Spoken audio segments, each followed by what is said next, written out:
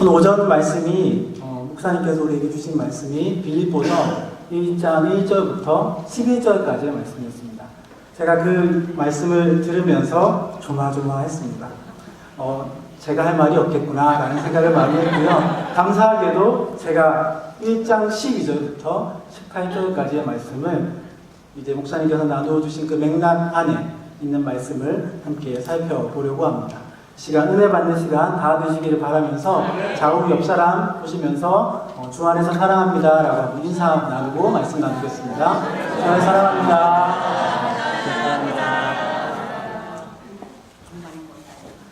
오늘 저희가 살아가는 이 사회가 저는 참 염려가 많고 그 가운데 걱정하고 또 마음 아파하는 일들이 참 많은 세상인 것 같다라고 생각합니다. 제가 지난 금요일날 한 직장 동료와 이렇게 이야기를 하게 되었는데 그 동료가 저와 이렇게 같은 동년배입니다. 그래서 우연찮게 식사를 하면서 군대 이야기를 듣게 되었습니다. 여러분 보통 군대 이야기하면 이렇게 이야기의 결론과 그 내용들을 조금 짐작할 수 있죠. 그래서 별것 없겠거니 하면서 자연스럽게 듣고 있는데 저는 저와 같은 군생활을 시작하고 저와 비슷한 그 시기에 군대 생활을 시작하게 된 그의 군대 생활이 저보다는 굉장히 많이 힘들었다는 것을 제가 보게 되었습니다.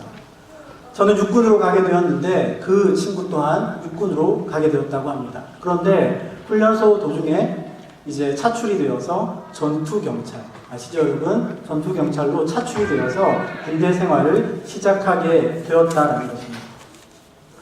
그가 군대 생활을 하고 있는 가운데 느꼈던 것이 정말 힘들고 어려웠던 것이 많았는데 그 중에서도 구타, 이 가혹행위가 얼마나 심했던지 2년이라는 시간 동안 저보다는 굉장히 많은 힘든 시간을 보냈다는 것을 보게 되었습니다. 죽으려고 마음먹었던 적이 한두 번이 아니었고요. 또 누군가를 죽이려고 하는 마음이 든 적도 한두 번이 아니었다라고 했습니다.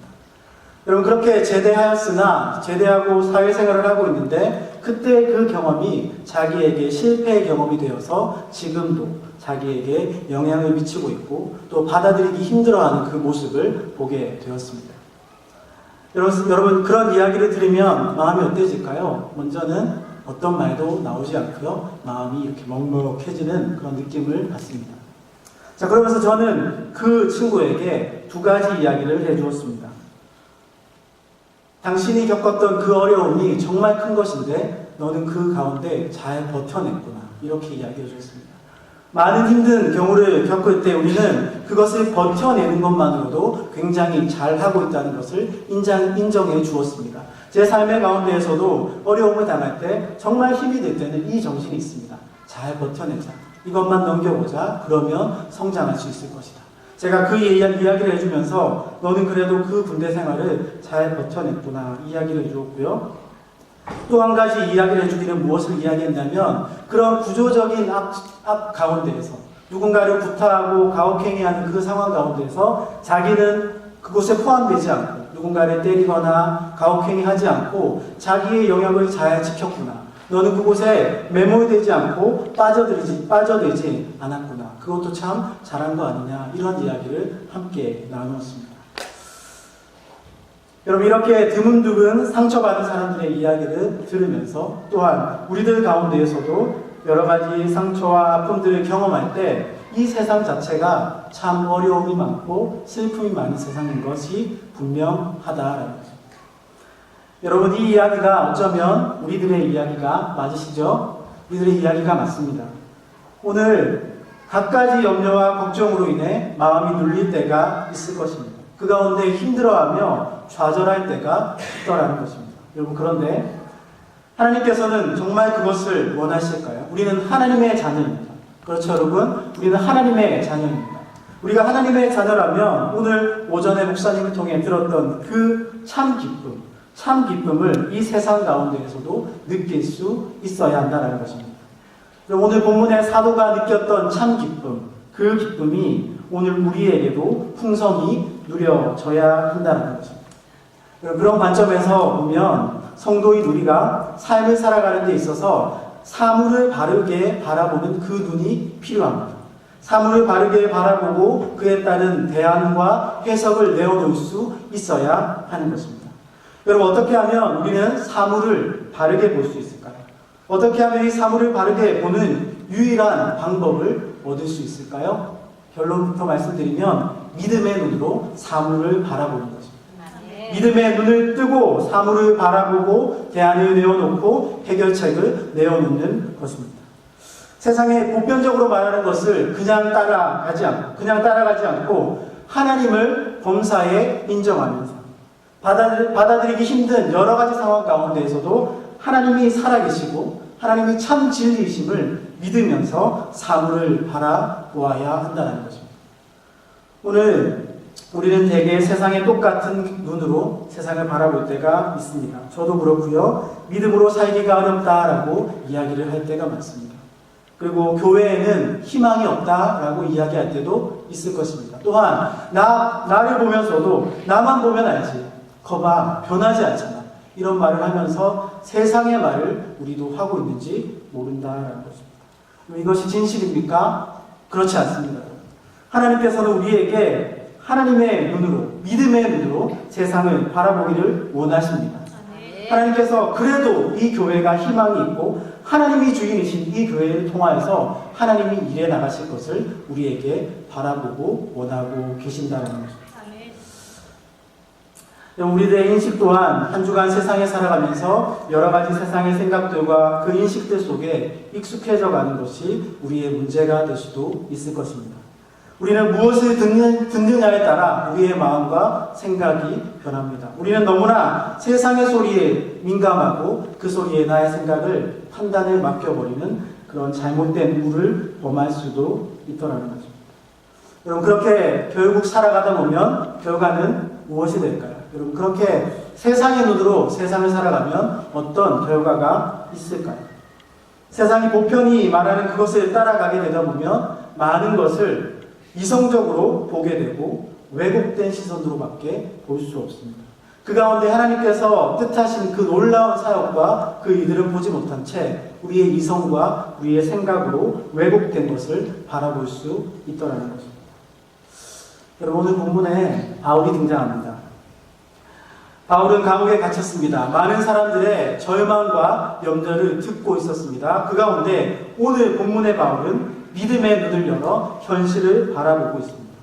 그가 처한 환경은 하나님의 하나님됨을 인정하면서 그분만을 바라보면서 비록 자신의 환경에 딱 맞는 말씀이 무엇인지도 모를지라도 하나님을 신실하게 의지하고 있다는 것입니다. 여러분, 12절 말씀을 여러분들이 한번 읽어보겠습니다. 여러분들, 자, 12절 말씀 읽겠습니다. 시작. 형제들아, 내가 당한 일이 우리여 공동체의 진정한 진술을 너희가 알기를 원한다. 아멘. 자, 보십시오. 빌립보 교인들은 바울의 사역을 가장 친밀하게 도왔던 성도들입니다. 10년에서 12년 정도 지속적으로 바울의 사역을 함께 했던 그런 인물들입니다. 그렇기 때문에 바울의 마음속에도 늘 빌립보 교인들이 생각되어졌을 것이고 생각할 때마다 하나님께 감사하고 기뻐했던 성도들이 바로 빌립보 교인들이었습니다. 여러분, 그렇지만 그런 빌립보 교인들에게 바울이 감옥에 갇히는 그 일, 매를 맞는 그 일, 정말 육신이 매여있는 그 일은 두려움과 충격이 된 것이 분명했습니다. 여러분, 한 몇 개월이 아니었습니다. 4개월도 아니었고요. 4년이나 감옥에 갇혔습니다. 가이사랴에서 2년, 로마에 합성되어서 또 2년. 그렇게 많은 시간 동안 바울이 실제적으로 매임을 당하는 것을 빌립보 교인들이 보았다는 것입니다. 여러분, 그런데 바울은 말하죠. 도리어 이것이 복음의 진보가 되었다. 이렇게 이야기합니다. 여러분, 바울의 시선이 참 다릅니다. 자신이 감옥에 갇힌 것이 오히려 복음을 위한 진보가 일어나는 일이 일어났다라고 빌립보 교인들에게 이야기하고 있더라는 것입니다. 주 안에서 사랑하는 여러분, 복음을 전하는 증거자들은 감옥에 갇힐 수 있지만 복음은 갇히지 않습니다. 복음은 결코 갇히지 않고 우리의 염려, 우리의 생각과는 달리 다른 방법으로 복음이 전해지더라는 것입니다. 우리가 교회를 바라볼 때 지나친 기후를 알 때가 있습니다. 각종 신문이나 매스컴을 보면 실제로 교회가 곧 망해져 버릴 것 같이 보여집니다. 그 안에 정말 희망이 없을 것 같이 보여집니다. 그러나 상당 부분 그것은 우리의 기우입니다. 우리가 한편으로 돌아보면 지금도 예수님만이 주인데요. 예수님만을 바라보고 전파하는 믿음의 사역자들과 믿음의 성도들이 교회 가운데 너무나 많다라는 것입니다. 주님만을 하나님으로 섬기면서 주님만이 살아계신다는 것을 믿으면서 지금도 주님이 왕이 되어 가시는 그런 교회들이 우리 가운데 있다라는 것입니다. 어찌 보면 가장 연약한 우리들을 통해 이 연약한 우리들을 통해 하나님께서 우리의 머리 되어 주셔서 우리가 지체 되어서 주님만을 바라보며 그 가운데 살아가다 보면 우리가 하나님의 교회가 되고 우리 가운데 하나님께서 희망을 불어 넣어 주실 것이다 라는 것입니다. 여러분, 바울은 빌립보 교인들에게 이야기합니다. 나의 매임이 복음에 오히려 진보가 일어난다.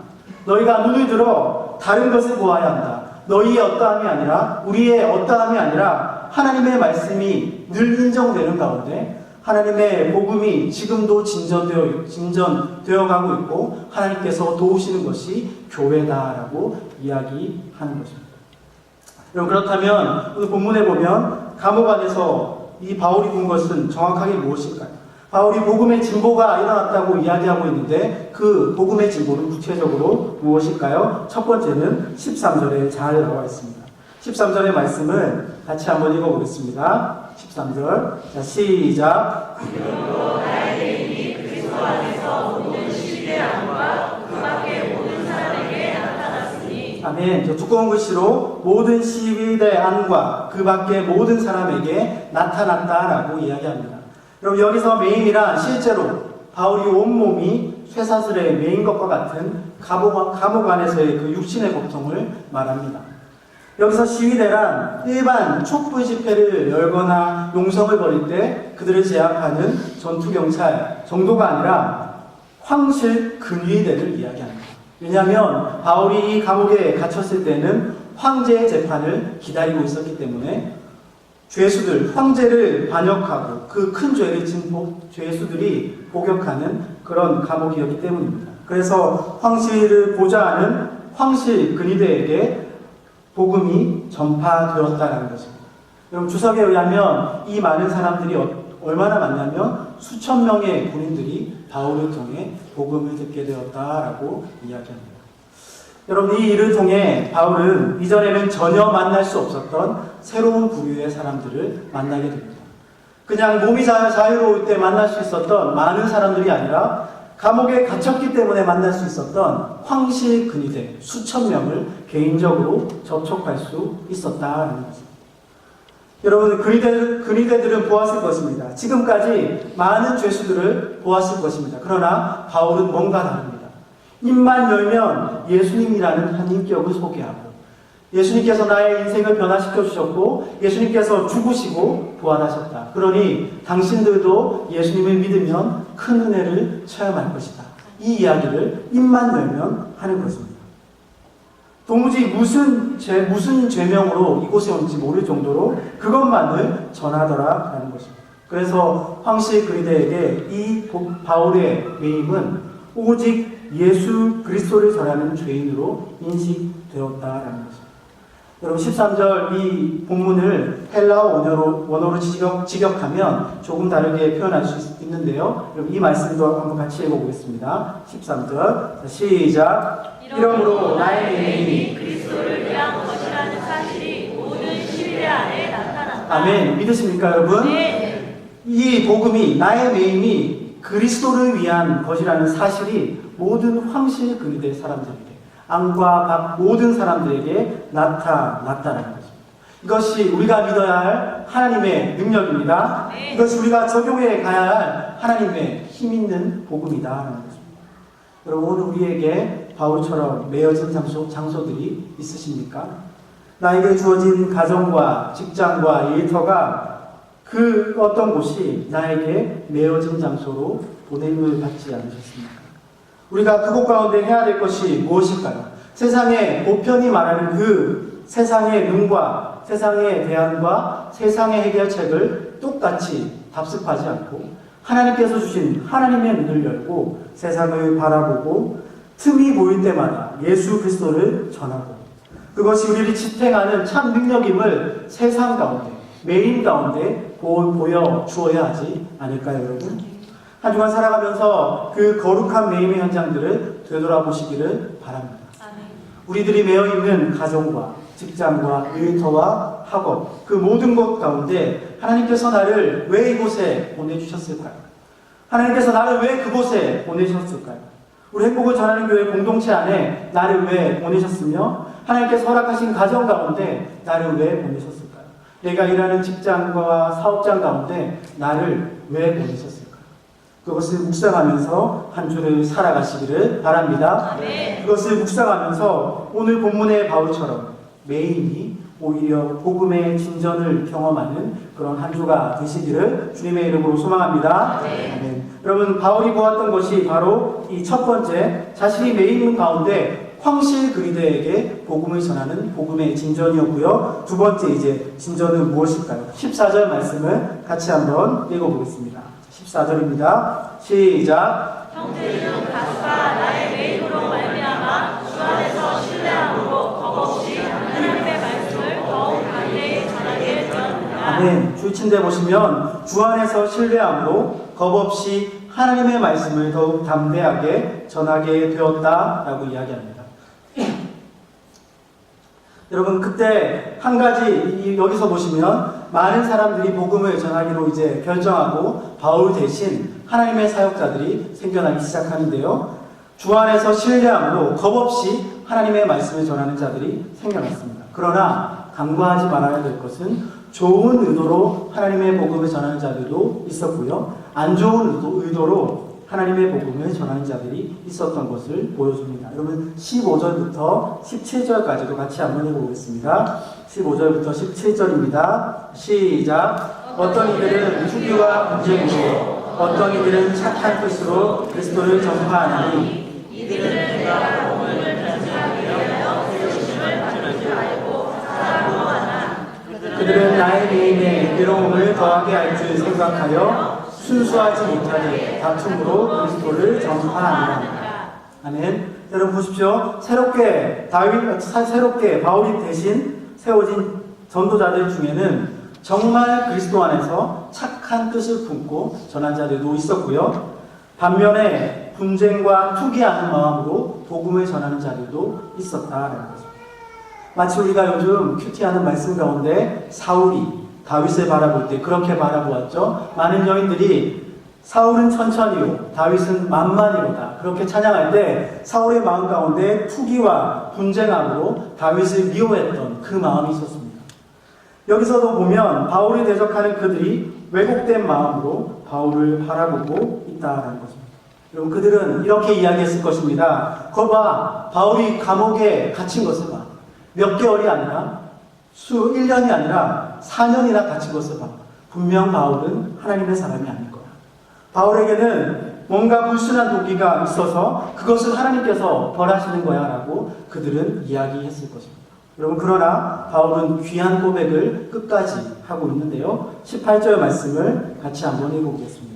18절입니다. 읽겠습니다. 시작. 그러면 무엇이냐? 거칠대로 하나, 참으로 하나, 무슨 방도로 하든지 전파되는 것은 그리스도니 이로써 나는 기뻐하고 또한 기뻐하리라. 아멘. 여러분, 바울의 고백이 이것입니다. 자기를 시기하고 질투하는 자들이, 자기를 비방하는 자들이 복음을 전하고 있습니다. 그러면 우리의 마음 가운데 어떤 마음이 들어야 될까요? 저들을 찍어 눌러야지, 저들을 꼭 내가 나가서 눌러줘야지 라고 이야기할 것입니다. 자, 그러나 그는 철저히 자신을 죽이고요, 예수님의 복음이 전해지고 있다면 나는 기뻐하고 또한 기뻐하리라 라고 이야기합니다. 영어 버전에 보면 이 부분을 해석하기를 이렇게 이야기하는데요. 나는 기뻐하고 나는 계속해서 기뻐할 것이다. 현재도 그렇고요, 앞으로도 계속해서 기뻐할 것이다. 무엇만으로요? 예수 그리스도가 전파된다는 것만으로. 여러분, 하나님을 믿고 신뢰하는 상황 속에서 그 불행한 상황을 마주한 바울은 자신을 더 깎고 자신이 업신여김을 당할지라도 자신이 믿는 예수님만 전해지면 기뻐하고 앞으로도 계속 기뻐할 것이다. 믿음의 선포를 하고 있는 것입니다. 여러분, 바울은 우리가 알다시피 자랑할 것이 참 많은 사람이었습니다. 그렇죠, 여러분? 바울은 참 자랑할 것이 많았습니다. 바리새인의 문화에서 열심히 공부했고요. 유대인으로서 정말 많은 철학과 수사학을 공부한 사람입니다. 로마 시민권도 가지고 있었던 사람입니다. 당대에 그만큼 많이 배운 사람이 없었고 그만큼 누군가를 찍어 누를 수 있는 힘이 있는 사람도 없었을 것입니다. 그러나 바울은 자기의 탁월한 이 면을 더 드러내지 않고 하나님을 나타내며 예수님만 나타나면 나는 죽어도 된다. 이런 고백을 끝까지 지켜나갔다는 것입니다. 여러분, 잘못된 동기로 인해 예수님이 전해지더라도 우리에게 기쁨이 될 수 있을까요? 우리가 오늘 믿음의 눈을 열어 바울이 복음을 전했던 것처럼 예수님만 전해지면 내가 세상 가운데 짓눌려도, 내가 세상 가운데 조롱당하더라도, 내가 비록 안 좋은 상황을 겪게 되더라도 예수님이 나의 기쁨이 되어가고 계십니까? 우리 모두에게 그러한 기쁨이 넘쳐나게 되시기를 주님의 이름으로 소망합니다. 아멘. 여러분, 우리가 짐 엘리엇에 대해서 들어본 적이 있으십니다. 여러분, 우리가 짐 엘리엇에 대해서 들어본 적이 있습니다. 1956년 1월 8일 아웃 가족에게 복음을 전하러 간 짐 엘리엇과 4명의 복음 전도자들을 우리는 들은 바 있습니다. 그들은 수백 년 동안 외부인들을 잔인하게 죽인 그 원주민이었습니다. 그들에게 복음을 전하러 떠나간 이 엘리엇과 4명의 청년들은 그 자리에서 도끼와 창으로 순교당했습니다. 여러분, 그러나 그들의 주머니에는 여전히 총이 있었다고 이야기합니다. 여러분, 당시 미국 타임지는 이 5명의 젊은 인재들을 죽어간 것을 보면서 이런 글귀를 올렸습니다. 시간 낭비라는 제목으로 짐 엘리엇과 4명의 선교사들의 죽음을 그렇게 판단했습니다. 그러나 우리가 잘 알다시피 놀랍게도 이 저주스러워 보이는 이 일로 인해 그 아우카 부족에게는 하나님의 복음이 큰 열매를 맺게 되는데요. 순교자들의 부인이 그곳에 가서 복음을 전하였습니다. 여인들은 죽이지 않는 그 풍습을 알고 이 엘리엇의 부인과 또 다른 부인들이 그곳에 가서 아우카 부족에게 복음을 전하였고요. 그 가운데 헌신적으로 봉사하고 노력하여서 그들 가운데 복음화되는 역사를 체험하였습니다. 그리고 당시 이 엘리엇을 죽인 3명의 그 사람들이 목회자가 되고 지도자들이 세워져서 그 땅 가운데 교회가 세워지는 영적인 큰 열매를 보게 된다는 것입니다. 그리고 우리가 마주하고 있는 현실도 똑같지요. 우리 사회 가운데에서도 하나님의 복음이 이 땅 가운데 들어와서 큰 축복과 큰 열매를 맺은 것과 같은 그런 열매가 이 땅 가운데 있었다는 것입니다. 주 안에서 사랑하는 여러분, 한 주간 어떻게 보내고 계십니까? 나는 바울처럼 깎여지고 계십니까? 하나님께서 우리보다 더 앞장서 가고 계십니까? 아니면 나는 더 도드라지고 하나님은 뒷걸음질 치고 계시지는 않습니까? 한 주간에 우리의 삶에도 이 짐 엘리엇의 눈이 열리시기를 바랍니다. 우리의 수많은 삶의 영역 속에서도 진리이신 예수님만 붙들고 예수님께서 나의 기쁨 되고 예수님이 나의 믿음 되어서 그 믿음의 눈이 꿈틀꿈틀 되시기를 주님의 이름으로 소망합니다. 그래서 이 18절에 나는 기뻐하고 또한 계속해서 기뻐하리라 라는 이 고백들이 우리의 삶 가운데 나타나게 되시기를 바랍니다. 말씀 정리하겠습니다. 한 주간 살아가시면서 여러 가지 장가지들에 이렇게 툭툭 건드려질 때가 있을 것입니다. 나의 마음을 치고 가는 여러 가지 장가지들이 있을 것입니다. 그 가운데 예수님 믿는 사람들은 이 인생의 장가지들에 걸려 넘어지는 인생이 아니라 오히려 믿음의 눈을 열어 세상의 보편이 말하지 않는 그 어떤 것을 바라보고 대안을 내어놓고 해결책을 내어놓으시는 그런 한 주가 되시기를 주님의 이름으로 소망합니다. 또한 한 주간 바울처럼 지체의 사사로운 허물은 덮어주고 사랑으로 감싸는 한 주가 되시기를 바랍니다. 그래서 잘못된 의도로 복음을 전하는 그 자들도 사랑했던 바울처럼 우리 가운데 어려움 당하고 있는 지체들, 약함이 보이는 지체들을 사랑으로 감싸 안아 주셔서 한 주간의 삶이 정말 사랑의 사람, 복음에 붙들린 사람, 복음에 의하여 진전되는 경험을 하게 되시기를 주님의 이름으로 소망합니다. 아멘. 기도하겠습니다. 사랑해 주님, 참 감사합니다. 오늘 이 빌립보서의 말씀을 통하여서 바울이 감옥에 갇혀 있는 그 메인이 오히려 복음의 진보가 된 것을 보게 됩니다. 우리가 세상에 보편적으로 말하는 것을 따르지 않고 오늘도 믿음의 눈을 열어 세상을 보게 하여 주시옵소서. 하나님 아버지, 세상 가운데 믿음의 눈을 열어 우리에게 주어진 이 복음을 누군가에게 전하는 그 자리에 서게 하여 주시옵소서. 가정과 일터와 직장 가운데, 학업 가운데 하나님의 복음이 나를 통해 흘러가게 하여 주시옵소서. 또한 우리에게 정말 여러 가지 잔가지들이 툭툭 나를 건드릴 때 하나님, 정말 주님만이 나의 기쁨 됩니다. 주님이 나를 통해 나타나면 됩니다. 그것만으로 만족합니다. 그렇게 귀한 고백을 드릴 수 있는 한 주가 되게 하여 주시옵소서. 감사드립니다. 예수님의 이름으로 기도하였습니다. 아멘.